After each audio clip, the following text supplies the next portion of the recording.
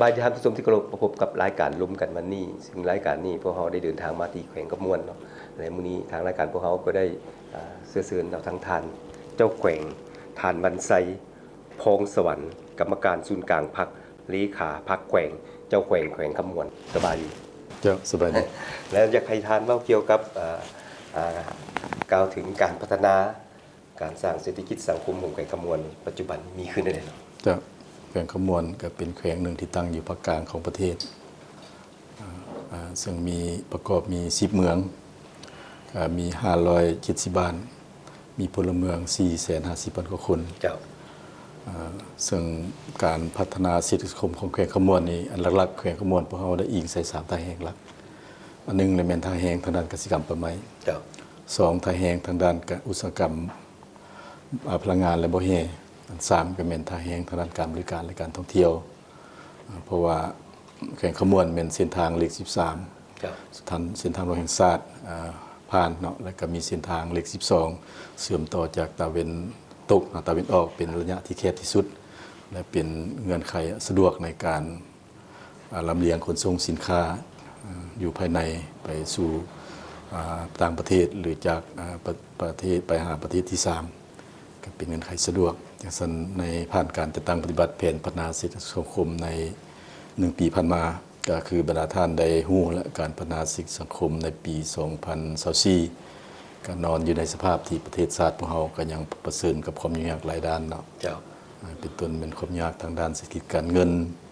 ปัญหาไฟเงินเฟ้อเงินกีบอ่อนค่าราคาสินค้าทิพย์ตัวขึ้นสูงและซึ่งปัญหาทั้งหมดดังกล่าวนั้นมันก็ได้ส่งผลสะท้อนต่อการพัฒนาเศรษฐกิจสังคมของประเทศพวกเราก็คือของแขวงขมวนและก็กระทบต่อชีวิตการเป็นอยู่ของประชาชนบ่น้อย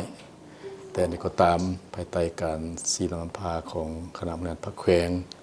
ก็คือคณะพรรคคันต่างๆก็ได้เอาใจใส่ในการจัดตั้งปฏิบัติแผนพัฒนาเศรษฐกิจสังคมใน1 ปีผ่านมาสั่นมาเบิ่งลมแล้วการพัฒนาเศรษฐกิจสังคมนี้ก็ถือว่าอยู่ในระดับที่ดีพอสมควรเนาะการเติบโตของเศรษฐกิจในปี2024ก็อยู่ในระดับ 6.05 GDP ก็บรรลุได้ประมาณ 24,000 กว่าตื้อกีบรายรับเฉลี่ยของคนคันทาคิดไล่เป็นเงินกีบ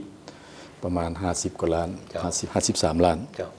ถ้าไล่เป็นเงินดอลลาร์ก็2,200 กว่าดอลลาร์ก็จะเห็นว่ามีความคืบหน้าดีการพัฒนาเศรษฐกิจสังคมเกี่ยวกับการจัดตั้งปฏิบัติการจัดเก็บรายรับประมาณก็คือดังบรรดาท่านได้รับทราบและแขวงขมวนก็เป็น1ใน5แขวงที่รัฐบาลก็คือสภาแห่งชาติได้มอบหมายให้เป็นแขวงที่กุมตนเองทางด้านงบประมาณอย่างเช่นแขวงพวกเราก็ได้ปฏิบัติตามมติของสภาแห่งชาติตามการตกลงของรัฐบาลเริ่มแต่ปี2023เป็นต้นมาก็ถือว่าการจัดเก็บรายรับประมาณนี้3-4 ปีผ่านมานี่ถือว่าพวกเราได้เกินแผนในแต่ละปีการเกินแผนก็มีลักษณะเพิ่มขึ้นในแต่ละปีอย่างเช่นปีนี้ก็ก็สำเร็จกองประชุมสมัยสามัญเทื่อที่8ของสภาประชาชนคันแขวงในมื้อนี้ก็ข้าพเจ้าก็ได้รายงานต่อกองประชุมก็เห็นว่าด้านการจัดเก็บรายรับนี่สำหรับรายรับพูดถือว่าทั้งหมดแม่นเป็นตัวเลขที่สูงสมควรที่ทางรัฐบาลได้มอบให้ถือว่ารายรับทั้งหมดที่รัฐบาลมอบให้ในปี2004นี้พวกเขามีทั้งหมดแม่น 2,417 ตื้อแต่ใน6 เดือนท้ายปีรัฐบาลได้ดัดแก้มาเป็น 2,432 ตื้อรวมถึงรายรับของศูนย์กลางและก็รายรับของท้องถิ่นสันพันธ์การจัดตั้งปฏิบัตินี้จัดเก็บได้ทั้งหมดแม่น 4,145 ตื้อกว่ากีบก็บรรลุได้ 170.25 ของแผนของทั้งหมดเนาะแต่ว่านั้นรายรับที่เป็นพูดของท้องถิ่นถือว่าพวกเราปฏิบัติได้เกินแผนเกือบ 100% 100 กว่าเปอร์เซ็นต์เนาะที่บรรลุได้เฉพาะห่วงเงินเกินแผนท้องถิ่นนี่ประมาณ 1,400 กว่าตื้อเกินแผนส่วนรายจ่ายนั้นก็ถือว่าพวกเราก็ได้ปฏิบัติตามแผนรายจ่ายที่รัฐบาลมอบให้เนาะก็ปฏิบัติตามแผนก็ถือว่าพวกเราก็สิ่งสำคัญเป็นพวกเราบ่ได้สร้างนี้นะบ่ได้สร้างนี้แล้วก็บ่ได้สร้างนี้ก็มีแต่พวกเขาก็ได้สุ่มใส่แก้ไขหนี้สินที่ยังค้างผ่านมาแก้ไขหนี้สินยังค้างประมาณก็เราเรื่องการพัฒนาในของเขต พัฒนาพื้นฐานโครงล่างตัวพวกเขาก็จะใช้ในการพัฒนาพื้นฐานโครงล่างถนนหนทางแล้วก็ถนนหนทางอยู่ในตัวเมืองแล้วก็อยู่ในระหว่างเมืองตัวเมืองแล้วก็เส้นทางระหว่างบ้านตัวบ้านเนาะพร้อมกันก็ได้ปรับปรุงความสะอาดจุบงามในตัวเมืองเป็นต้นมันติดตั้งดอกไฟอยู่ตามเส้นทางต่างๆกับบรรดาท่านก็คือสีได้เห็นเนาะในน้ำกลางคืนก็เห็นว่ามีความสว่างสวยขึ้นตึมแล้วนั้นก็สิ่งสำคัญการพัฒนาเศรษฐกิจสังคมนี่เป็นต้นเป็นการพัฒนาพื้นฐานโครงสร้างนี่ถือว่าพวกเขาหนึ่งเลยแม่นได้ระดมผู้การประกอบส่วนของภาคธุรกิจผู้ประกอบการในการช่วยในการพัฒนาพื้นฐานโครงสร้างและกระดมประชาชนในการพัฒนาพื้นฐานโครงสร้างประชาชนปัจจุบันนี้ข้าเจ้าก็มีความตื่นตัวในการพัฒนาบ้านช่องของตนเองในการพัฒนาสิ่งสาธารณประโยชน์ต่างๆอยู่ภายในบ้านเป็นต้นแม่นเส้นทางของบ้านข้าเจ้าประกอบส่วนด้วยเฮือแหงด้วยแรงทุนจำนวนหนึ่งผู้มีเงินกับประกอบด้วยเงินผู้มีให้งานกับข้าเจ้าใช้งานก็ถือว่าเป็นบรรยากาศที่ดีประชาชนก็ถือว่ามีความตื่นตัวหลายในการพัฒนาเศรษฐกิจส่วนการพัฒนาทางด้านกสิกรรมกับต้นต่อก็แม่นพวกเขาได้เน้นใส่การผลิตข้าวอยู่แขวงขมวนรัฐบาลก็ได้มอบมาให้แขวงขมวนนี้ในการผลิตเสบียงอาหารค้ำประกันเสบียงอาหารเนาะกับแขวงขมวนเป็นกันหนึ่งในแขวงที่ผลิตข้าวเนื้อที่ก็เป็นเนื้อที่ที่กว้างขวางก็ถือว่าการผลิตข้าวนี่ก็นอกจากผลิตเป็นเสบียงอาหารแล้วก็ยังได้ส่งขายเป็นผลิตขายเป็นสินค้าอยู่ภายในแล้วก็ส่งออกจำนวนหนึ่งนอกนั้นก็มีพืชพักซีนปลาอาหารที่ว่าส่วนใหญ่กับแขวงขมวนพวกเราสามารถกุมตัวเองได้เนาะก็ยังมีแต่บางสินค้าบางประเภทที่พวกเราได้นำเข้าเป็นต้นแม่นมักไม้ที่พวกเราบ่สามารถปลูกได้หรือว่าประเภทอาหารทะเลที่พวกเราบ่มีก็ได้นำเข้าเนาะอันนี้แต่ว่าสิ่งสำคัญนี่พวกเราก็ได้พร้อมกันได้สุกยู่ประสนในการเรื่องการปลูกการเลี้ยงนี่ถือเป็นกระบวนการดีสุดควรและนอกจากทานกาวมานั้นมีอย่างที่ว่าพุ่นดินกว่านี้ตื่มอยากให้ทานว่าขึ้นมาเจ้าเมื่อกี้นี้ครับเจ้าเราเรื่องการพัฒนาเศรษฐกิจเนาะแต่ว่าอยากเว้าลงลึกตื่มอีกเกี่ยวกับการพัฒนาสมบูรณ์รูปร่างความทุกข์ยากอันนี้ก็เป็นหน้าที่ยุทธศาสตร์ของแขวงที่แขวงได้สุ่มใส่ทางด้านทุนฮอนทางด้านกำลังเพื่อแก้ไขความทุกข์ยากของประชาชนซึ่งผ่านการจัดตั้งปฏิบัติตัวจริงพวกเราก็สามารถแก้ไขได้หลายปัญหาเป็นต้นแม่นอันนึงแม่นพวกเราได้ลงทุนใส่ในการก่อสร้างพื้นฐานโครงสร้างถนนหนทางชลประทานฝ่ายน้ำล้น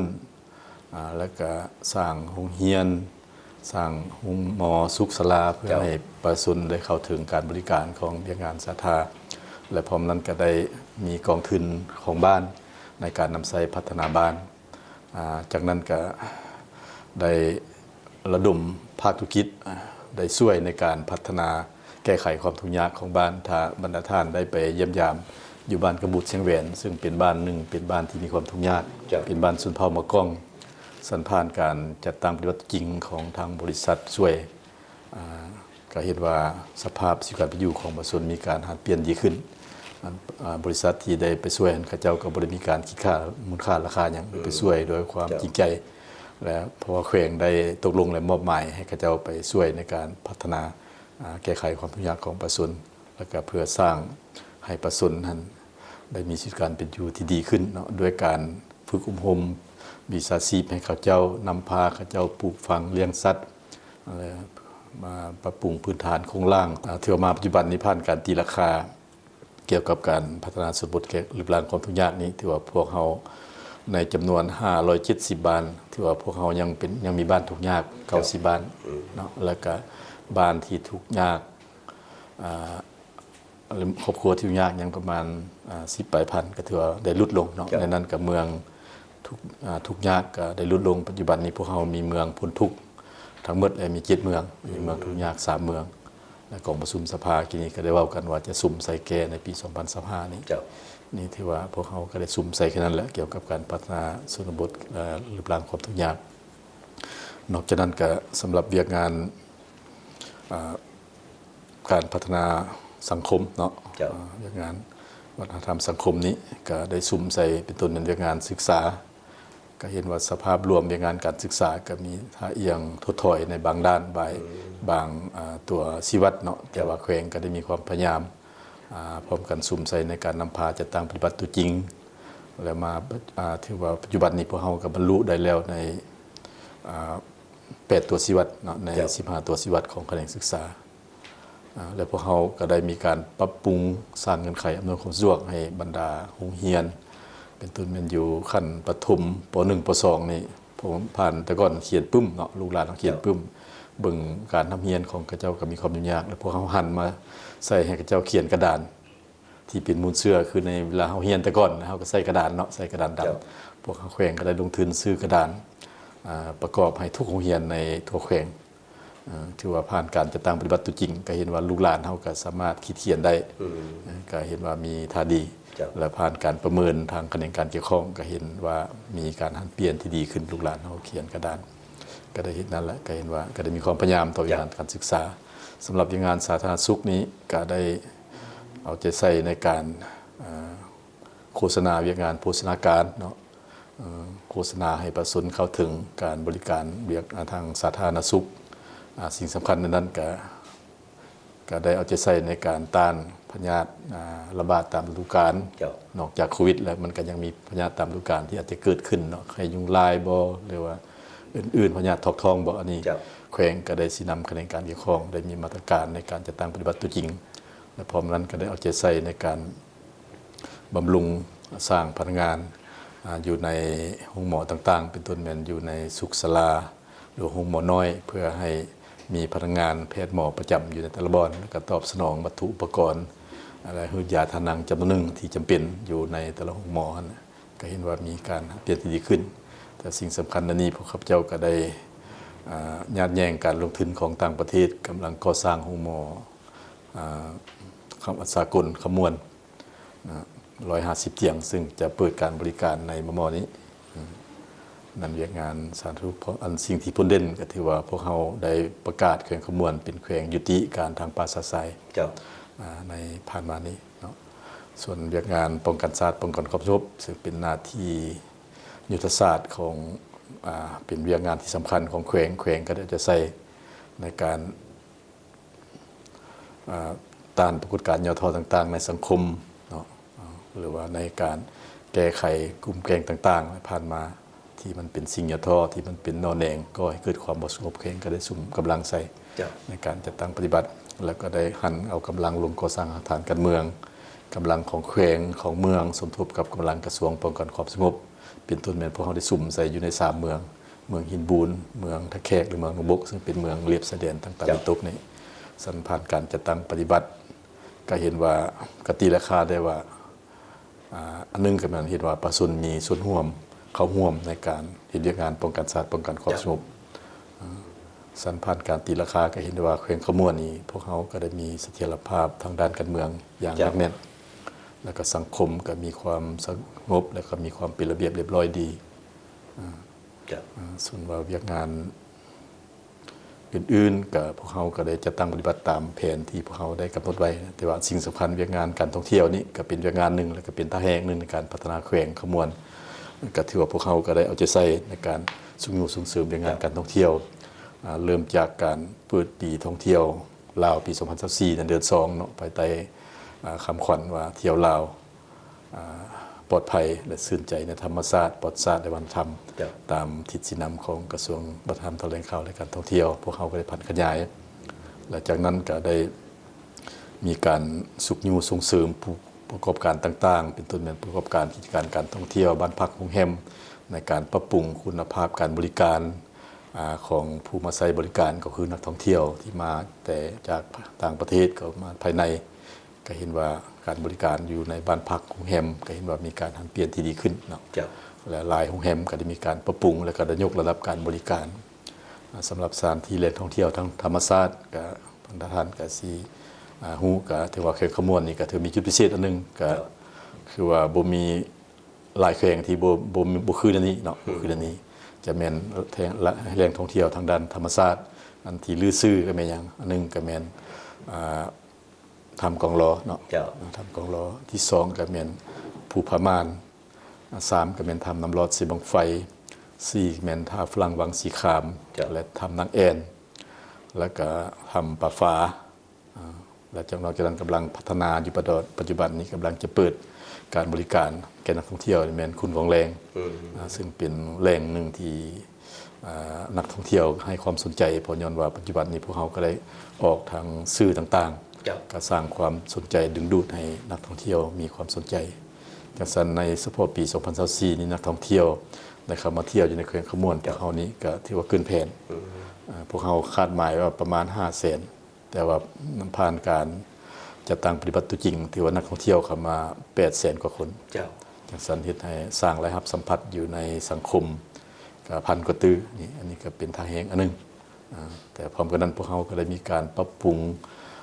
ปฏิสังขรณ์ที่เป็นแหล่งท่องเที่ยวทางด้านวัฒนธรรมเป็นต้นแม่นวัดพระธาตุสีโคตะบองพวกเขากำลังดำเนินการปรับปรุงโดยปฏิบัติตามการตกลงของทางกระทรวงแถลงข่าววัฒนธรรมโดยเฉพาะแม่นกรมมรดกเนาะได้มาประสานสมทบพวกเขากำลังคุ้นเที่ยวก็มีการปฏิสังขรณ์เพื่อให้ท่วงทันกับการบุญนมัสการพระธาตุสีโคตในระหว่างกลางเดือน2ที่จะมาถึงนี้เนาะซูมนั่นก็คือ การท่องเที่ยว ผลงานเนาะผลงานอันพุ่นดินของทางด้านแขวงขมวนสิ่งทานเจ้าแขวงเพิ่นก็ได้เว้ามาทั้งหมดเลยเนาะและพวกเขาจะพักกันจักบึดนึงแล้วมาติดตามชมระยะต่อไปของพวกเขาพักกันก่อนเจ้าทานผู้ชมกับเข้ามาสู่ระยะที่2ของรายการร่วมกันวันนี้ของพวกเขาซึ่งปัจจุบันนี้ข้าพเจ้าอยู่ที่แขวงขมวนเนาะซึ่งท่านเจ้าแขวงก็รายงานมาเบื้องต้นแล้วตอนนี้จะถามท่านเกี่ยวกับมาฮอดปัจจุบันนี้แขวงขมวนได้มีการห้างหากาเกียมในการจัดตั้งปฏิบัติกองประชุม3คันขึ้นนั่นแหละเจ้าก็คือดังบรรดาท่านนะครับทราบแล้วเกี่ยวกับปี 2024 ต่อ2025เนาะเป็นปีหนึ่งที่มีความสำคัญเกี่ยวกับการกระเกียมดำเนินกองประชุมใหญ่3คันของพรรคก็ภายหลังที่พวกเขาได้รับคำสั่งของคณะเลขาธิการสภาพรรคเลขที่411และก็คำแนะนำของคณะจัดตั้งสภาพรรคเลขที่211เกี่ยวกับการกระเกียมดำเนินกองประชุมใหญ่3คันของพรรคและพวกเขาก็ได้พร้อมกันจัดตั้งการเสริมซึมให้พนักงานการนำหลักแรงในทั่วแขวงได้พร้อมกันเสริมซึมเงินในดังกล่าวจากนั้นทางแขวงก็ได้หันเป็นนิติกรรมของแขวงเป็นต้นแม่นหันมาเป็นคำแนะนำของแขวงเลขที่14ของคณะประจำประแขวงว่าด้วยการกระเกียมดำเนินของประชุมใหญ่ของหากฐานพรรคของประชุมใหญ่องค์คณะพรรคเมืองและจากนั้นก็ได้บรรดาเมืองก็ได้พร้อมกันนำเอาคำแนะนำดังกล่าวนั้นไปเผยแพร่เสริมซึมและทางอีกอย่างหนึ่งกับทางแขวงก็ได้มีการแต่งตั้งคณะผิดชอบในการลงสุกยูกระเกียมดำเนินกองประชุมใหญ่อยู่คันหักฐานก็คือคันเมืองสันผ่านการจัดตั้งปฏิบัตินี้เกี่ยวกับการดำเนินกองประชุมใหญ่ก็ถือมาปัจจุบันนี้สำหรับอยู่หักฐานพรรคอยู่อ้อมข้างเมืองเพื่อพวกเขาได้เฮ็ดสำเร็จห้อยชนห้อยและปัจจุบันนี้พวกเขาพร้อมก้าวเข้าสู่การกระเกียมดำเนินกองประชุมใหญ่องค์คณะพรรคเมืองคือข้าพเจ้าขมวนมีทั้งหมดเป็น10เมืองเนาะสำหรับคันเมืองนี่มาปัจจุบันนี้พวกเขาได้สำเร็จกองประชุมใหญ่องค์คณะพรรคเมืองแล้วมี1เมืองแม่นเมืองหนองบกและพร้อมจะสุ่มใส่ดำเนินของประชุมใหญ่อยู่เมืองอื่นเป็นต้นแม่นเมืองนากายตามแผนอยู่ในเดือน1นี่แล้วก็เมืองทะแขกเนาะพอคาดคะเนว่าในเดือน1ปี2025นี่พวกเขาจะให้สำเร็จอยู่ใน3เมืองสำหรับอยู่ใน10เมืองนั้นตามแผนคาดคะเนก็ว่าให้สำเร็จอยู่ในไตรมาสที่1หมายว่าสำเร็จอยู่ในเดือน3 2025นี้เนาะและจากนั้นจะก้าวเข้าสู่การกระเกียมดำเนินของประชุมใหญ่องค์คณะพรรคแขวงกันตามคำสั่งคำแนะนำของคณะพรรคคันถึงก็ว่าให้สำเร็จในเดือน9ปี2025แต่พวกเขาก็จะได้พร้อมกันสุ่มใส่กระเกียมตามแผนที่ทางคณะพรรคคันถึงได้กำหนดไว้หั่นเนาะเกี่ยวกับการกระเกียมดำเนินกองประชุมใหญ่นี่พวกเขาก็ได้สุ่มใส่3เวียกต้นต่อเนาะอันนึงแหละก็เวียกขบวนการพวกเขาได้พร้อมกันโฆษณาประชาสัมพันธ์สุกยูให้ประชาชนได้มีความรู้เข้าใจว่าปัจจุบันนี้พวกเขากำลังเห็นอย่างเนาะพวกเขาจิตใจแม่นว่าอยากให้การกระเกียมกองประชุมใหญ่3คันของพรรคนี่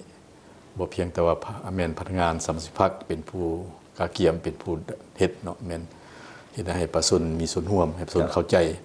อยากให้กลายกันอยากให้ว่าการกระเกียมดำเนินกองประชุมใหญ่3คันให้กลายเป็นปางบุญใหญ่ของในทั่วพรรคและก็ในทั่ว สังคมเพื่อให้เขาเจ้ามีส่วนร่วมประกอบส่วนตามพระบทบาทสิทธิหน้าที่ของเขาเจ้าพร้อมกันนั้นก็ได้เอาใจใส่ในการสุกยูให้บรรดาแผนกการแขนงการต่างๆในการจัดตั้งปฏิบัติหน้าที่วิชาเฉพาะและบรรดาคาดหมายต่างๆที่กำหนดไว้ในกองประชุมใหญ่ของเขาเจ้าเพื่อแน่ใส่เพื่อพร้อมกันบรรลุเพื่อสร้างผลงานคณะผู้ตอนกองประชุมใหญ่ของคณะพรรคฐานของคณะพรรคเมืองก็คือก้าวไปสู่การดำเนินกองประชุมใหญ่ของคณะพรรคแขวงสำหรับการกะเกียมอันที่สองเลยเป็นกะเกียมด้านในเนาะในกระสุ่มใส่2อันเบียก1กะเกียมรายงานการเมือง2กะเกียมแผนพัฒนาเศรษฐกิจสังคมอันนี้ก็พวกเขาก็ได้อิงใส่คำสั่งคำแนะนำของคณะพรรคการถึงเป็นต้นแมนเกี่ยวกับการกะเกียมรายงานการเมืองก็เป็นอิงใส่คำแนะนำของห้องว่าการส่วนกลางพรรคการกะเกียมแผนพัฒนาเศรษฐกิจสังคมก็เป็นอิงใส่คำแนะนำของกระทรวงแผนการและการลงทุนและก็ได้อิงใส่สภาพยุทธพิเศษของแต่ละเมืองของแต่ละท้องถิ่นนั่นแหละในการเพื่อจะเห็นในเพื่อการสร้างแผนนี้ให้มันมีความสอดคล้องและแท้กับสภาพความเป็นจริงแท้กับทางแห่งของเมืองของแขวงนั่นแหละพวกเขาไม่ได้ซุ่มใส่นั้นสันผ่านการจัดตั้งปฏิบัติอันนี้ก็เห็นว่าได้พร้อมกันจัดตั้งปฏิบัติได้ดีสมควรเนาะแต่สำคัญอันเวียกอันนึงเหมือนเวียกเรื่องการกะเกียมบุคลากรเวียกงานบุคลากรนี้มันเป็นเวียกงานที่สำคัญและก็เป็นข้อที่ตัดสินในการจะสืบต่อนำพาในการจัดตั้งปฏิบัติมติของประชุมใหญ่ขันของตนก็คือในการนำพาปฏิบัติแผนพัฒนาเศรษฐกิจสังคมจังซั่นครับพวกข้าพเจ้าก็ได้อิงใส่คำแนะนำคำสั่งคำแนะนำของคณะพรรคการถึงและเกี่ยวกับบุคลากรอิงใส่มาตรฐานเงื่อนไขที่กำหนดไว้แต่สำคัญพวกเขาก็ได้หันคุมประกอบคณะพรรคแต่ละขั้นนับแต่ขั้นหักฐานขั้นเมืองก็คือขั้นแขวงก็หันตามทิศหันเป็นนุ่มตามทิศสีน้ำของขันถึงพวกเขาก็ได้ซุ่มใส่ในนั้นแหละสำหรับอย่างงานบุคลากรข้าพเจ้าเชื่อว่าผ่านการกะเกียมกองประชุมนี้ก็สิเป็นขบวนการหนึ่งเพื่อสร้างพนักงานในขบวนการเป็นงานตัวจริงจะเห็นได้การความเติบใหญ่ขยายตัวของพนักงานเพื่อเลือกเฟ้นประกอบเข้าในโครงประกอบของคณะพรรคแต่ละขั้นดังนั้นครับเจ้าคิดว่าการดำเนินกองประชุมนี้ก็สีสู้ซนให้ได้ดำเนินและให้สำเร็จตามแผนที่ทางคณะพรรคการถึงได้กำหนดให้ท่านผู้ชมถือว่าแขวงขมวนนี้เป็นแขวงหนึ่งที่มีการพัฒนาทางด้านเศรษฐกิจหลายด้านเป็นต้นก็เป็นทางด้านการปลูกฝังเลี้ยงสัตว์การท่องเที่ยวและสังคมเนาะซึ่งว่าปัจจุบันนี้เพื่อต้อนรับสามัญประวัติศาสตร์ท่านมีคำเห็นได้ไหมเกี่ยวกับสามัญประวัติศาสตร์ก็คือบรรดาท่านได้รับรู้ว่าปี2025นี้เป็นปีที่มีความสำคัญในทั่วภาคทั่วรัฐและทั่วประชาชนบรรดาเผ่าในทั่วประเทศพวกเราพอเป็นปีครบรอบใหญ่เนาะในวันสร้างตั้งอันนึงเลยแม่นวันสร้างตั้งพรรคประชาชนจุฬาและก็วันสถาปนาสาธารณรัฐประชาธิปไตยประชาชนลาวครบรอบ50 ปีและวันเกิดประธานไกรสอนพรหมวิหารซึ่งผู้นำที่แสนเคารพรักของพวกเราครบรอบ105 ปีอย่างสั้นเกี่ยวกับการกะเกียมเฉลิมฉลอง3 วันดังกล่าวนี้ก็โดยปฏิบัติตามทิศสีนำของศูนย์กลางพรรครัฐบาลแขวงก็ได้มีการกะเกียมอันนึงเลยแม่นได้แต่งตั้งคณะผิดชอบเกี่ยวกับการกะเกียมเฉลิมฉลอง3 วันประวัติศาสตร์และพร้อมกันนั้นพวกข้าพเจ้าก็ได้มีการโฆษณาประชาสัมพันธ์ให้ประชาชนได้มีความรู้เข้าใจถึงความสำคัญในการกะเกียมเฉลิมฉลอง3 วันดังกล่าวนี้เพื่อเนื้อแท้มันก็เป็นเพื่อเป็นการหวนคืนมูลเชื่อของในการศิลปาของพรรคเราในตลอดระยะ75 ปีผ่านมาและมูลเชื่อของการสร้างสรรค์พัฒนาในตลอดระยะ50 ปีผ่านมาเนาะแล้วก็เว้าถึงคุณงามความดีและของผู้นำเฮาโดยเฉพาะแม่นประธานไกรสอนพรหมวิหารผู้นำที่แสนเคารพรักซึ่งพวกเฮาควรจะต้องได้ห้ำเฮียนเอาคุณสมบัติและแบบแผนดำรงชีวิตของเพิ่นดังนั้นนี้พวกเฮาก็ได้มีการโฆษณาก็ได้ออกผ่านสื่อทางโทรภาพทางวิทยุและก็ทางสื่อต่างๆอยู่ในท้องถิ่นที่พวกเฮามีเนาะอันนี้ก็ได้เฮ็ดและปัจจุบันนี้พวกเฮาก็กำลังกะเกียมทางด้านในว่าจะมีการจัดตั้งกิจกรรมใดๆอันนี้ก็ได้กำลังสร้างเป็นแผนการและบางอันก็ได้มีการดำเนินไปแล้วและปัจจุบันนี้พวกเขาก็กำลังสร้างกิจกรรมเพื่อจะจัดกิจกรรมแข่งขันคัดเลือกแข่งขันลำมาไซเนาะแล้วก็ลำวงลาว90 คู่ เจ้า เนาะสำหรับลำหาไซนี่พวกทานกับซิฮูแมนเป็นเอกลักษณ์เจ้า ของต้นฉบับเป็นแข่งขมวน เจ้า การพวกท่านได้ฟังแล้วนี่ก็บุญกลับเลยมันม่วนเลยอ่อนสอน เจ้า อันนี้ก็ถือว่าเป็นสิ่งที่พวกเขาจะได้อนุรักษ์และสืบขยายอันนี้และก็นอกนั้นก็ได้เอาใจใส่ในขบวนการจัดตั้งปฏิบัติแผนพัฒนาเศรษฐกิจคมมาแล้วเนาะก็เพื่อสร้างขบวนการเพื่อกระตุ้นให้ประชาชนได้มีส่วนร่วมในการพัฒนากระตุ้นจิตใจของพนักงานนี้เพื่อมรสุมเขาในการจัดตั้งปฏิบัติแผนพัฒนาเศรษฐกิจคมก็คือมติกองประชุมใหญ่ครั้งที่10ของอุณหภาคแขวงเพื่อก้าวเข้าสู่การต้อนรับ3วันประวัติศาสตร์ของศาสตร์ของพรรคเขาที่ว่าได้พวกเขาได้จัดตั้งปฏิบัติในนั้นละเอียดก็ได้มีคณะพิสอบได้มีแผนงานละเอียดในการเคลื่อนไหวจะเห็นอย่างแต่ละระยะได้มีแผนละเอียดแล้วเจ้าเรื่องการจัดตั้งปฏิบัติทั้งหมดผ่านมานั้นมีข้อสะดวกข้อยุ่งยากก็ได้เลย เจ้าก็แน่นอนการจัดตั้งปฏิบัติก็แน่นอนพวกเขาก็มีหลายอันสะดวกเนาะแต่พร้อมกันกับพวกเขาก็ยังมีหลายอันข้อยุ่งยากอันยุ่งยากอันที่1ก็เรื่องสภาพเศรษฐกิจสังคมเศรษฐกิจเนาะพวกเขาก็ยังมีความยากอันรวมอันนี้ก็เป็นผลสะท้อนให้ในการจัดตั้งปฏิบัติแผนพัฒนาเศรษฐกิจคมก็คือในการจัดตั้งปฏิบัติเวียงงานต่างๆของแขวงเจ้าและแผนการในตัวหน้าของทางแขวงขมวนนี่ว่าพวกเขามีแผนอย่างตื่นเจ้าสิ่งสำคัญก็แม่นพวกเขาจะต้องไปสืบต่อพันธุ์ขยายมติกองประชุมสภาเทือกที่8สภาประชาชนแขวงเทือกที่8ในซึ่งหากก็สำเร็จลงในมื้อนี้เนาะพวกเขามื้อนี้ก็ได้เว้ากันแล้วอันนี้แม่นเป็นทิศทางแผนการหลักที่พวกเขาจะต้องได้สืบต่อจัดตั้งปฏิบัติบรรดาคัดหมายต่างๆที่กำหนดไว้อยู่ในแผนพัฒนาเศรษฐกิจสังคมก็ในแผนงานแผนการต่างๆได้กำหนดไว้เนาะอันที่2ก็จะสืบต่อศึกษาอบรมปลุกระดมให้ประชาชนและได้มีส่วนร่วมอย่างแข็งแรงตื้มในการจัดตั้งปฏิบัติแผนพัฒนาเศรษฐกิจสังคมติดพันกับการจัดตั้งปฏิบัติ2วาระแห่งชาติเป็นต้นแม่นวาระแห่งชาติว่าด้วยการแก้ไขความทุกข์ยากทางด้านเศรษฐกิจการเงินและวาระแห่งชาติว่าด้วยการแก้ไขปัญหายาเสพติดผ่านมาพวกเขาก็ได้ซุ่มสาเหตุแต่ว่าก็ยังบ่ก็ยังมันก็ยังมีนอแนงอยู่ปัญหายาเสพติดเนาะค้าขายย่อยอันนั้นนี่ก็ยังมีอยู่พวกเขาจะต้องจะใส่แก้เฮ็ดในเพื่อว่าให้ยาเสพติดนี่มันห่างไกลจากสังคมพวกเขาแล้วเนาะเป็นต้นเป็นลูกหลานพวกเขาให้หลีกเว้นจากยาเสพติดและพวกเขาก็ได้เอาใจใส่ในการโฆษณาประชาสัมพันธ์อยู่นำสถาบันการศึกษาโรงเรียนต่างๆให้ลูกให้หลานพวกเขาให้เห็นผลหายของปัญหายาเสพติดนี่แหละ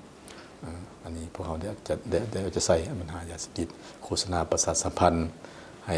พ่อแม่ประชาชนเข้าใจและมีส่วนร่วมอย่างตั้งหน้ากว่าเก่าในเข้าร่วมในการแก้ไขปัญหายาเสพติดอยู่ภายในแขวงพร้อมกันนั้นก็จะได้สืบต่อเอาใจใส่ในเวียกงานป้องกันศาสตร์ป้องกันความสงบเนาะพอเห็นในย้อนว่าปี 2025 นี่ก็เป็นปีที่มีความหมายสำคัญและเป็นปีสำคัญสำหรับทั่วภาคทั่วรัฐพวกเราจะสันเวียกงานป้องกันศาสตร์ป้องกันความสงบนี้ต้องรับประกันให้แขวงขมวนพวกเรานี่สืบต่อมีเสถียรภาพทางด้านการเมืองอย่างหนักแน่นแต่แท้สังคมพวกเราให้มีความสงบความปลอดภัยสร้างเงื่อนไขอันที่ดีให้ประชาชนในการทำมาหากินค้าขายและสิ่งสำคัญพวกนี้พวกเราก็ต้องได้สืบต่อเอาใจใส่ในการสืบพันธุ์ขยายมติ04ของกรมการเมืองส่วนพรรคว่าด้วยการสร้างเศรษฐกิจเอกราชเป็นเจ้าตนเองเป็นต้นแม่นสุกอยู่การผลิตเนาะการปลูกการเลี้ยงของประชาชนนี่แหละ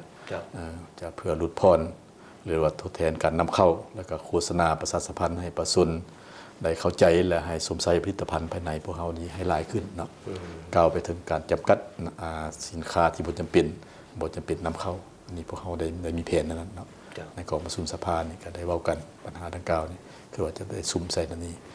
พร้อมเพื่อสืบต่อพัฒนาสร้างสรรค์พัฒนาแขวงขมวนพวกเขานี่แหละให้มีความเติบใหญ่เข้มแข็งและก็ได้รับการพัฒนาเนาะเป้าหมายหลักพวกเขาก็เป็นจะซุ่มใส่เรื่องปัญหาการแก้ไขความทุกข์ยากของประชาชนนั่นแหละอันนี้พวกเขาถือเอาผลประโยชน์รวมของประชาชนเป็นตัวตั้งถือเอาประชาชนเป็นเป้าหมายเนาะจากนั้นพวกเขาจะได้ซุ่มใส่ในการพัฒนาสร้างเงื่อนไขต่างๆให้ประชาชนในการทำมาหากินมีความสะดวกสบายนอกนั้นก็ยังอื่นก็ยังมีการปลูกการเลี้ยงสัตว์เนาะเลี้ยงสัตว์ใหญ่เลี้ยงงัวแล้วก็สัตว์ปีกก็มีหลายเป็นฟาร์มเป็นอย่างกระไรอันนี้ก็เป็นขบวนการดีสมควรอยู่การพัฒนาอยู่ภายในแขวงขมวนปัจจุบันนี้ท่านผู้ชมทั้งหมดนั้นก็แม่นแผนการพัฒนาของทางแขวงขมวนสิ่งพวกเขา ก็ผ่านไปผ่านมาหลายครั้งเนาะก็เห็นว่าการพัฒนามีหลายด้านเนาะเป็นต้นก็เป็นทางด้านปลูกฝังเลี้ยงสัตว์แขนงต่างๆโดยเฉพาะเป็นแขนงกสิกรรมแขนงเลี้ยงสัตว์การประมงก็มีการส่งเสริมใกล้สิทธิแทศกับชาวเกษตรกรซึ่งเป็นหลักแรงและบุรุมสิทธิ์ของทางรัฐบาลที่เอาใจใส่ในการส่งเสริมบรรดาชาวเกษตรกรเนาะเพื่อเฮ็ดให้ประชาชนมันมีความเข้มแข็งและหั่งมีเนาะและในโอกาสนี้ข้าพเจ้าต่างหน้าให้หน่วยงานรายการรวมกันวันนี้ก็ต้องขอแสดงความขอบอกขอบใจนำทานเจ้าแขวงเนาะที่สละเวลาอันมีค่าเนาะมาเว้ารายละเอียดต่างๆเนาะแผนการและก็ทางการพัฒนาของแขวงเนาะและขออวยพรทานจงซี่นำพาประชาชนแขวงขมวนนี่ให้เจริญทางมีต่อไปเนาะขอขอบใจนะ จะขอบใจหลายขอบใจหลาย ท่านผู้ชมมาห้องนี้รายการรวมกันวันนี้ก็หมดเวลาลงเพียงตัวนี้ข้าพเจ้าพร้อมด้วยแขกรับเชิญก็ต้องขอลาทานผู้ชมไปก่อนพบกันใหม่นุกกนาสำหรับมื้อนี้สบายดี จะสวัสดี